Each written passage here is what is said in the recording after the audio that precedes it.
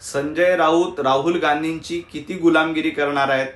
आता ते असं सांगतायत की राहुल गांधी यांनी राम मंदिरातला कथित घोटाळा समोर केला.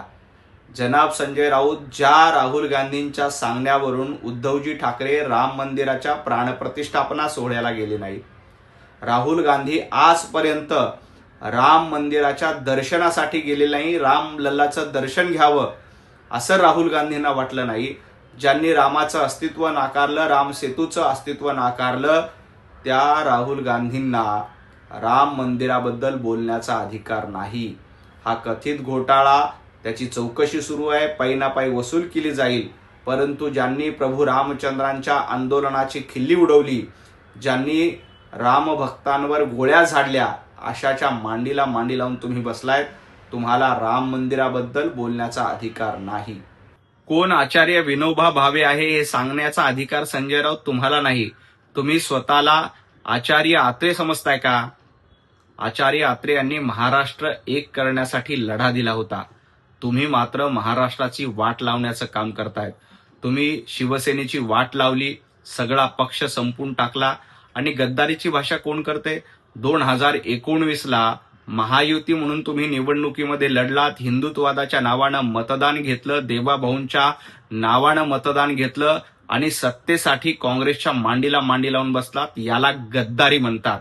आणि महाराष्ट्रानं तुमच्यासारख्या गद्दारांना धडा शिकवण्याचं काम निवडणुकीमध्ये केलंय, हे संजय राऊतांनी लक्षात घ्यावं.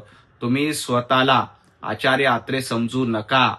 त्यांच्या नखाची सर देखील संजय राऊत तुम्हाला नाही. तुम्ही महाराष्ट्राची गद्दारी केली आणि पैशाची भाषा संजय राऊतांनी करू नये. माणसं पैशाने विकत घेता येत नाहीत, त्यासाठी प्रेम आणि आपुलकी लागते. दुर्दैवानं संजय राऊत तुमच्याकडे फक्त आणि फक्त गद्दारी, काँग्रेसची गुलामी एवढंच तुम्हाला जमतंय, त्याच्या पलीकडे काहीही जमत नाही. अमित भाईंवर टीका करण्याची संजय राऊत तुमची लायकी नाहीये. ज्या राहुल गांधींच्या पायाशी, काँग्रेसच्या पायाशी अख्खा पक्ष तुम्ही नेऊन बांधला, काँग्रेसची गुलामी करण्यामध्ये आता उर्वरित आयुष्य तुम्ही घालतायत. त्यामुळे तुम्ही अमित भाईंवर टीका करू नका.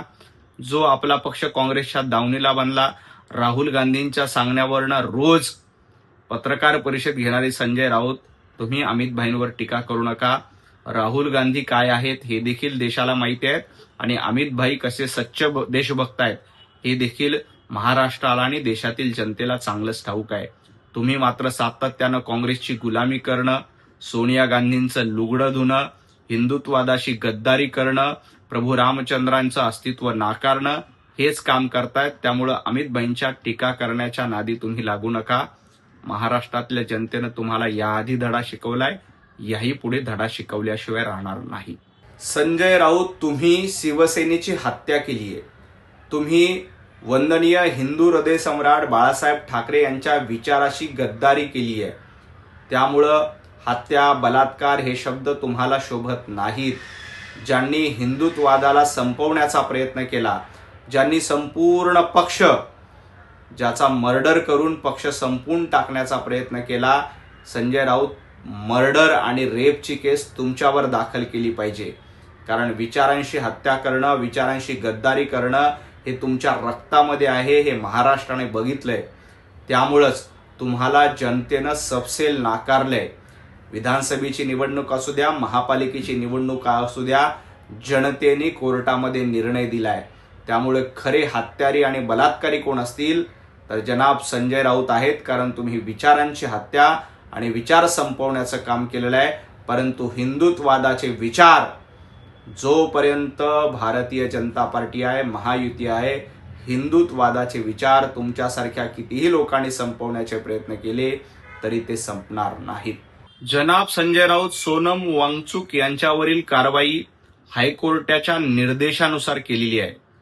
20 दिवस झाले सोनम वांगचुक उपोषण करत होते. त्यांच्या प्रकृतीला धोका होता, त्यांच्या जीविताला धोका होता. या पार्श्वभूमीवर हायकोर्टाने निर्देश दिले, त्याच्यानंतर पोलिसांनी कारवाई केली. आणि हुकुमशाहीच्या गप्पा कोण करते? ज्या उद्धवजी ठाकरे यांनी कंगना राणावत यांचं घर पाडलं, ज्या उद्धवजी ठाकरे यांनी नारायण राणेंना अटक केली, ज्या उद्धवजी ठाकरे यांनी अनेक भारतीय जनता पार्टीच्या कार्यकर्त्यांनी सोशल मीडियावर पोस्ट केल्या म्हणून त्यांना 15-15 दिवस तुरुंगात डांबलं, ज्या उद्धवजी ठाकरे यांच्या काळामध्ये एका उद्योगपतीच्या घराबाहेर बॉम्बस्फोट प्लान केला, हुकुमशाही संजय राऊत ती असते. उद्धवजी ठाकरेंच्या 2.5 वर्षाचा काळ हा हुकुमशाहीचा काळ होता. पंतप्रधान नरेंद्र मोदीजींच्या पाठीशी जनता आहे, देवाभाऊंच्या पाठीशी जनता आहे. तुमच्यासारखं मनमानी कारभार हा महायुतीचा, भारतीय जनता पार्टीचा नाही. जनता मोदीजींच्या पाठीशी आहे, देवाभाऊंच्या पाठीशी आहे. काल जनाब संजय राऊत आणि उद्धवजी ठाकरे नागपुरामध्ये गेले होते. मला असं वाटलं होतं की ते संघभूमीवर जाऊन नाक घासून माफी मागतील. हिंदुत्वादाशी गद्दारी केली, बाळासाहेबांच्या विचाराशी गद्दारी केली, प्रभू रामचंद्रांचं अस्तित्व नाकारणाऱ्यांच्या सोबत जाऊन गद्दारी केली. त्याबद्दल त्यांना प्रायश्चित्त झालं असेल तर त्यांनी संघभूमीवर जाऊन उद्धवजी ठाकरे आणि संजय राऊत यांनी नाक घासून माफी मागायला पाहिजे होतं. परंतु या रामरक्षा आंदोलनाच्या नावानं पक्षरक्षा आंदोलन करणं एवढंच तुम्हाला जमतंय, त्याच्या पलीकडे काहीही जमत नाही. काल तुम्हाला 2 श्लोक देखील रामरक्षेचे वाचता आले नाही आणि तुम्ही प्रभू रामचंद्रांचं नाव घ्यायला निघालात, रामरक्षा आंदोलन करायला निघालात. उद्धवजी ठाकरे आणि संजय राऊत वेळ गेलेली नाही. तुम्ही हिंदुत्वादाशी गद्दारी केली आहे, त्याबद्दल संघभूमीवर जाऊन नाक घासून माफी मागा. ते जमत नसेल तर प्रभू रामचंद्रांच्या रामलल्लाच्या मंदिरामध्ये जाऊन नाक घासून माफी मागा की आम्ही प्रभू रामचंद्रांशी गद्दारी केली होती, आम्ही माफी मागतो, आम्ही हिंदुत्वादाशी गद्दारी केली होती, आम्ही माफी मागतो. तुम्ही माफी मागितली तरच तुमच्या पक्षाची रक्षा होणार आहे, अन्यथा हे नौटंकीबाज आंदोलन आहे, हे लोकांनी ओळखलेलं आहे.